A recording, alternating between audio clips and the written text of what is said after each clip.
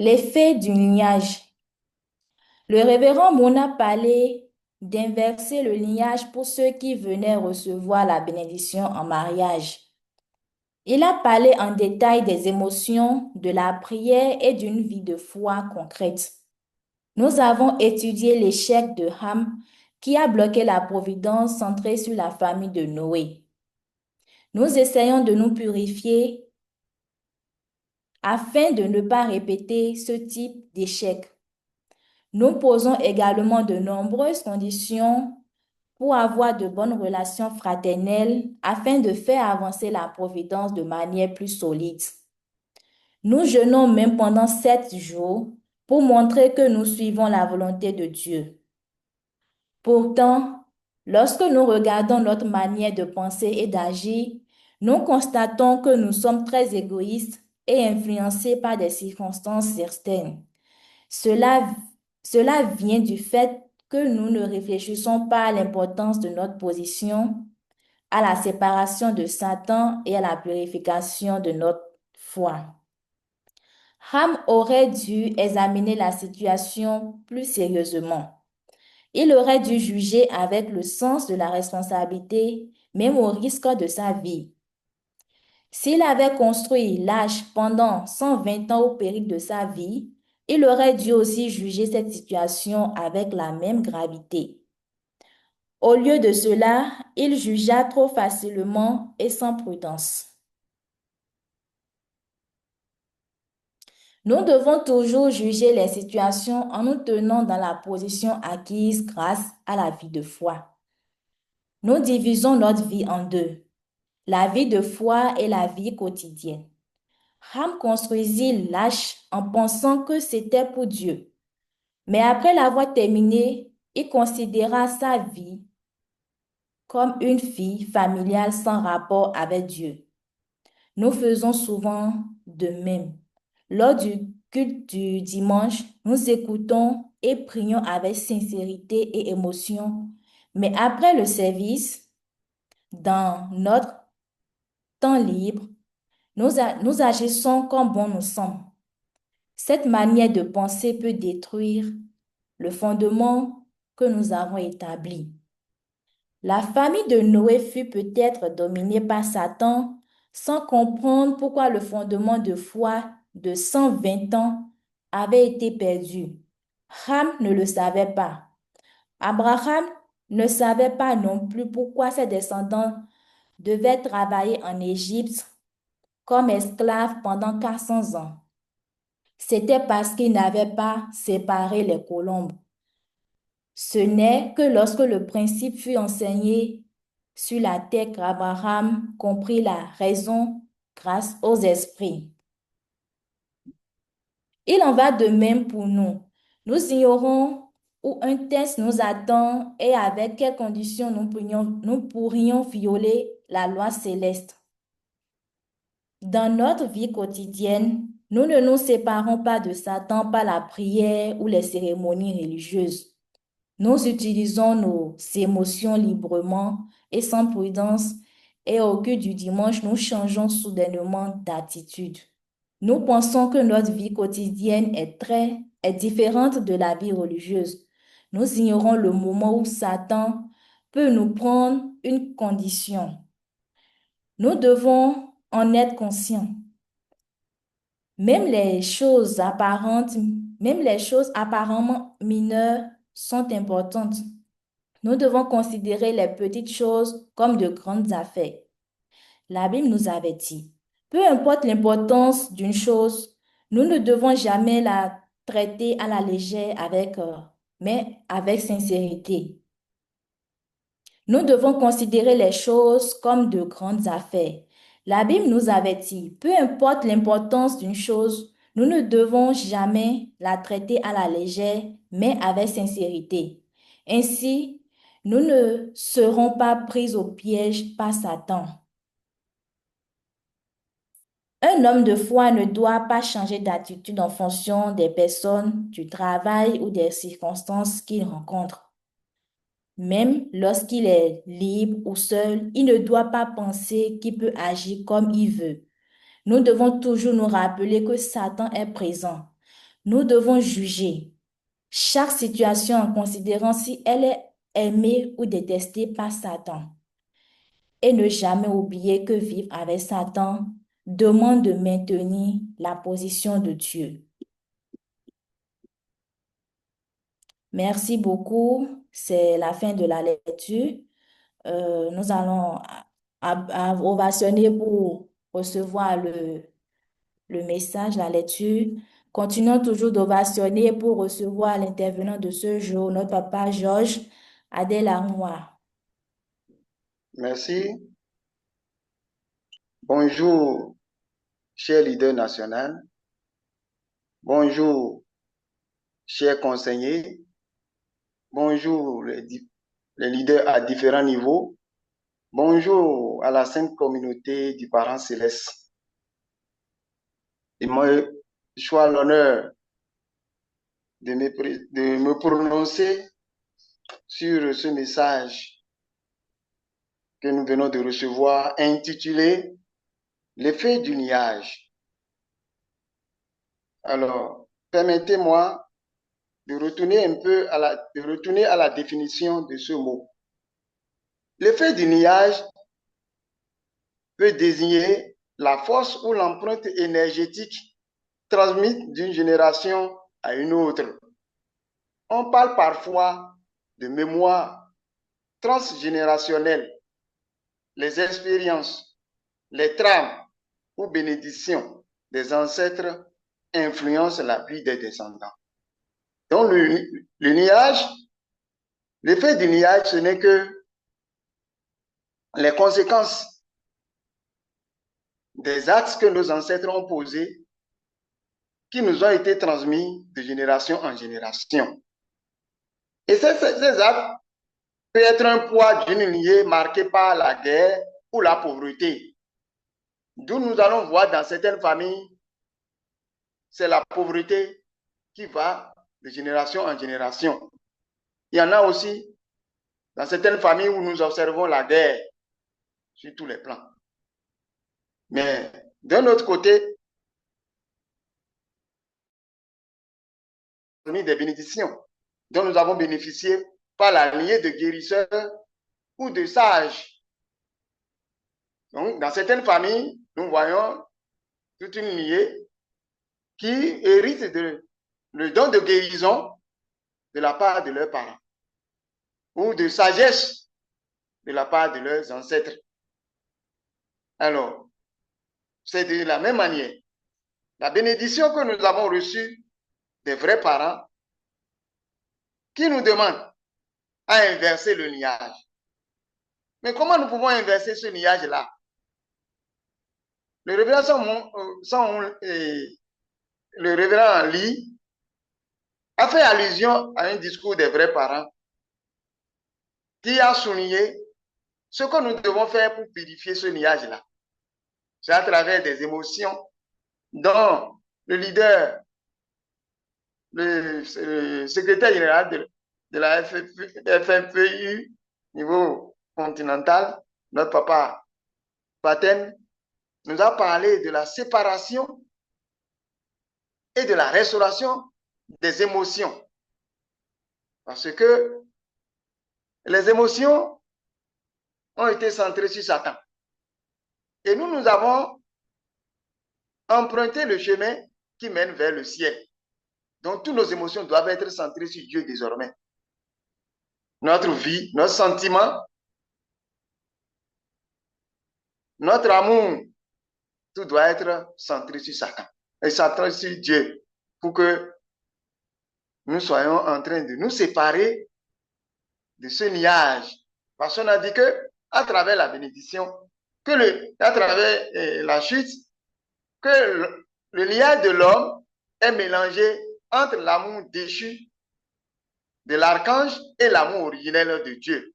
Donc nous sommes en train de venir vers Dieu, preuve que nous devons faire des efforts pour purifier ce nuage. Il a aussi parlé de la prière. Oui, la prière est nécessaire parce que nous devons faire des combats.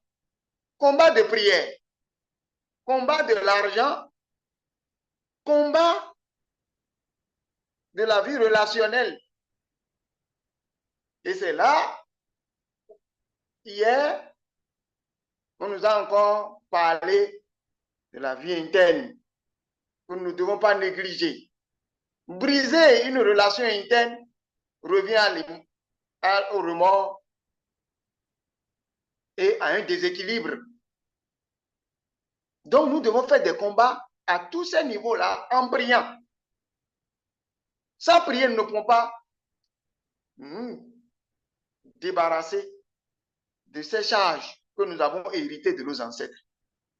Donc, grâce à la prière, nous serons en train de mener une vie relationnelle qui serait vraiment une vie exemplaire. Également, on nous a parlé de la vie de foi concrète. Pourquoi la vie de foi concrète? Parce que nous sommes venus du monde. Nous devons mener une vie de lumière, une vie sans tache.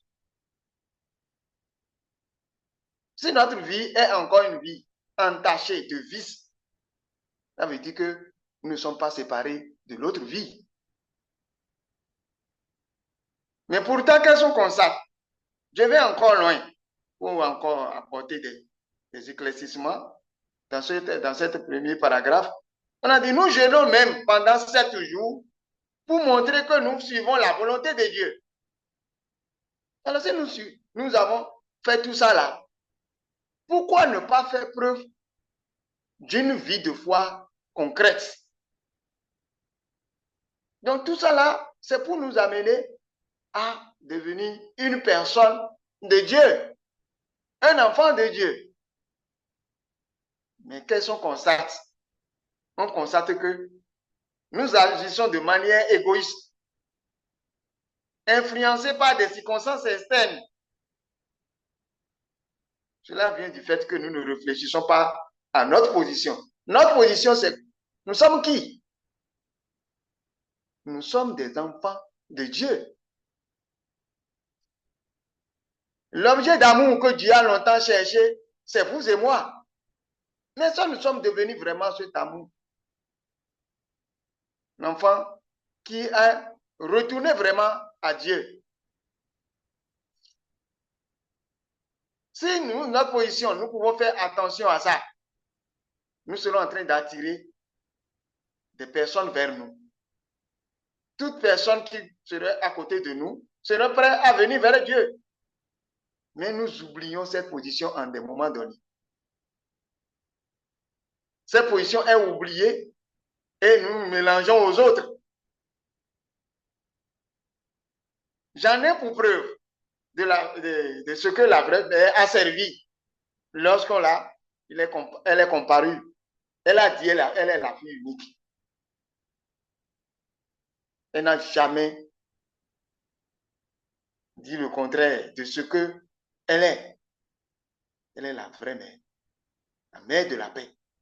C'est sa position. Et nous sommes les fils et filles de Dieu. À ne pas mélanger les positions. La vraie mère est la fille unique. Mais nous sommes les fils et filles de Dieu. D'où nous devons faire attention à notre position. Notre position n'est pas n'importe quelle position aujourd'hui. Parce que nous sommes séparés de Satan par la purification de notre foi. Alors, si je vais citer encore un autre paragraphe, on a dit, Ham aurait dû examiner la situation plus sérieusement, mais elle a dû juger avec le sens de la responsabilité, mais au risque de sa vie. S'il avait construit l'arche pendant 120 ans, au péril de sa vie, il aurait dû aussi juger cette situation avec la même gravité. Au lieu de cela, il jugea trop facilement et sans prudence. Si c'est Ham qui avait construit l'arche, avec toutes les peines, toutes les difficultés, elle s'est fait juger facilement son père. Elle ne peut pas juger son père. Donc la vie de foi nous amène à faire attention à toute situation qui se présente à nous. Sinon, nous serons en train de répéter l'erreur de Ham à tous les niveaux. Permettez-moi de vous dédier un chant. L'amour de Dieu, de l'un s'y passe, c'est qu'on peut dire.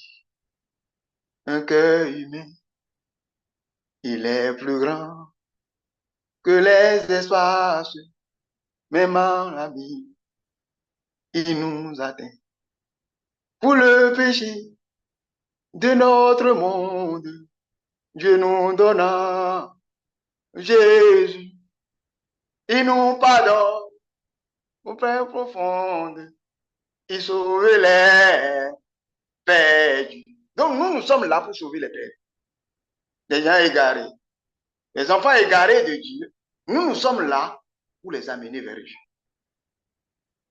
Si les gens du monde, les gens des autres églises ont tellement la foi et ils croient à ce qu'ils sont en train de faire, pourquoi pas nous? J'étais allé à un enterrement un jour et à la fin, quel est le chant qu'ils ont fait? Ça m'a marqué. Au ciel, moi aussi j'irai là-bas. Mais si nous savons que nous allons vers le ciel, c'est pour amener les autres ou bien c'est pour les éloigner? C'est pour les amener. Sinon, nous serons en train de répéter les erreurs de Ham. Alors, la suite du discours nous dit quoi? Nous devons toujours juger les gens en nous tenant dans la position acquise grâce à la vie de foi. Si la vie de foi que nous avons acquise nous a permis de comprendre la souffrance de Dieu, la douleur de Dieu,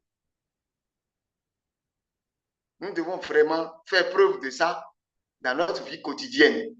Mais on constate que quand nous venons à l'église, nous prions, nous montrons que nous sommes vraiment de bons fidèles, mais quand nous quittons, ce n'est qu'une autre vie que nous menons. C'est ce que le discours a dit. Docteur, le révérend Lee a fait allusion à ça.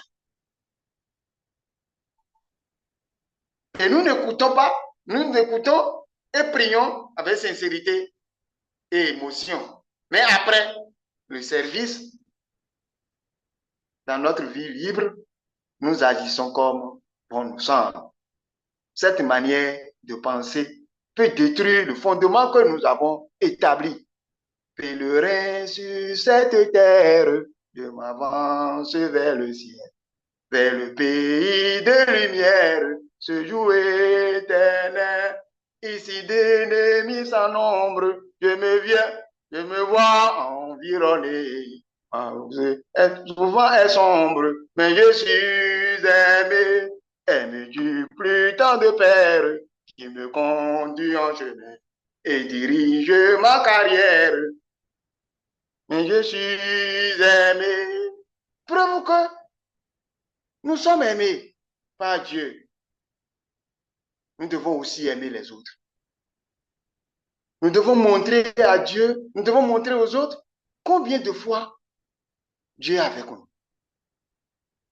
Combien de fois Dieu vit avec nous pour qu'il puisse aussi faire de même. Parce que Dieu veut tout le monde. Mais il veut passer par les hommes. Ce n'est pas par nous que ça a commencé. Ça a commencé par des saints et des sages, des martyrs, jusqu'à arriver aux vrais parents. Qu'est-ce que nous pouvons faire? C'est de louer. Que tes œuvres sont bonnes. Que tes œuvres sont bonnes. Seigneur, Seigneur, ma vie est en toi. Donc ça veut dire que nous devons louer Dieu à tout moment. Notre vie doit être une vie de louange. On a dit, la famille de Dieu et la famille de Noé peut être dominée par Satan sans comprendre pourquoi le fondement de foi de 120 ans avait perdu. Donc, si cette famille n'avait pas échoué, ce fondement de 20 ans, de 120 ans, aurait bénéficié à cette famille, aurait un bénéfice, et que ça serait allé de génération en génération. Mais compte tenu du fait que une erreur s'est glissée. Vous voyez comment ça a été écoulé. Tout a été une perte pour Dieu. Dieu a senti la douleur. Donc, de la même manière, si nous continuons toujours dans les erreurs, le fondement que nous avons établi dans la providence de Dieu sera écroulé de même. Je voudrais vraiment rendre hommage à notre SIG Afrique, de la FFPU, de sa démonstration qu'il a faite hier, pour dire, détruire cette relation interne, c'est gaspiller notre fondement spirituel. Quand nous voulons aller trop vite, en besoin, en jugeant, en détruisant les relations, qu'est-ce qui va nous rester après? On a dit ici que ce n'est que lorsque le principe divin fut enseigné sur la terre qu'Abraham comprit la raison grâce aux esprits. Donc, c'est quand le principe divin a été enseigné que Abraham s'est rendu compte de son erreur qu'il a commis en commençant par les colons et non les génisses. Donc, il en va de même pour nous. Nous irons où un test nous attend et avec quelles conditions nous pourrions violer la loi céleste. À tout moment, les tests nous attendent. À tout moment, personne ne peut dire qu'il a déjà vécu toutes les situations de ce monde. Personne. Même la vraie mère. Qui aurait imaginé que la vraie mère serait confrontée à cette difficulté? Personne. Donc nous devons être toujours sur le qui-vive. Toujours sur le qui-vive. Et dans une attitude de prière, bien sûr, de concentration, pour ne pas violer la loi céleste. Parce que notre position est très, très, très, très importante. Donc, nous ne devons pas répéter l'erreur de Ham. Dans notre vie quotidienne, nous devons nous séparer de Satan par la prière ou les cérémonies religieuses. Par la prière ou les cérémonies religieuses. Les cérémonies religieuses, c'est ça, on nous conduit toujours vers les grandes œuvres, le séminaire Chombo. Tout ça là, c'est pour nous séparer d'avec Satan. Mais quand nous finissons, nous devons vraiment maintenir le cap. Nous ne devons pas dégringoler. Mais si nous ne sommes pas concentrés, nous allons faire tout ça là. Et ça serait fait. Donc, d'où un homme de foi ne doit pas changer d'attitude en fonction des personnes. Si nous changeons en fonction des personnes, voilà une telle personne, je vais l'aimer de cette manière. Alors, ça veut dire que notre amour est divisé. Ce que j'ai publié aujourd'hui a dit quoi? Que l'essence de l'amour, c'est la vie au service des autres. Mari et femme doivent servir. L'aîné et le cadet. Et vice-versa. Donc, il n'y a pas à dire, j'aime telle personne parce qu'il m'a amené telle chose aujourd'hui ou bien pas. Non. De cette manière, nous serons en train de toujours créer de division, de démarcation, de différence dans les relations. Il ne doit pas avoir de différence dans les relations. C'est la chute qui nous a amenés à ce niveau. Et on est prêt à créer la zizanie, la haine, compte tenu de notre manière de comprendre les choses. Un homme de foi ne peut jamais en arriver là. Sinon, c'est le liage déchu qui va continuer. Quand nous sommes venus pour purifier le liage. Nous ne devons pas aussi aimer les gens selon les circonstances. Non. Nous devons aimer pour toujours. Et chercher des solutions à un problème qui va se poser à nous dans ces relations-là. Si nous sommes seuls et que nous allons mener notre vie comme nous voulons, qui peut nous voir? C'est Dieu seul. Donc si nous menons une vie correcte, oui, ça va générer de bons fruits. Et c'est nous qui allons bénéficier. Donc tout ce que nous sommes en train de dire là, c'est pour chacun de nous ici. Si nous menons une vie centrée sur Dieu, on doit pouvoir remarquer cela dans notre vie. Ça ne doit jamais être un handicap. Notre vie de foi ne doit pas être un handicap pour les autres. Ça doit être un standard sur lequel les uns et les autres vont se poser pour venir vers Dieu. Pour finir, nous devons toujours nous rappeler que Satan est présent. Nous devons juger chaque situation en considérant si elle est aimée ou détestée par Satan. Et ne jamais oublier que vivre avec Satan demande de maintenir. Et ne jamais oublier que vivre avec Satan demande de maintenir la position de Dieu. Donc nous devons maintenir la position de Dieu partout. Nous ne devons pas être un objet de critique, de haine, de jalousie. Non. Parce que nous allons vers le ciel. Nous sommes avec Dieu. Nous sommes avec les frères. C'est ça qui va permettre aux uns aux autres de découvrir les vrais parents. Et l'idéal que Dieu a poursuivi depuis 6000 ans sera réalisé dans la vie de tout chacun d'eux. Je vais m'en arrêter là. Merci beaucoup et bonne journée à vous. Merci beaucoup, papa.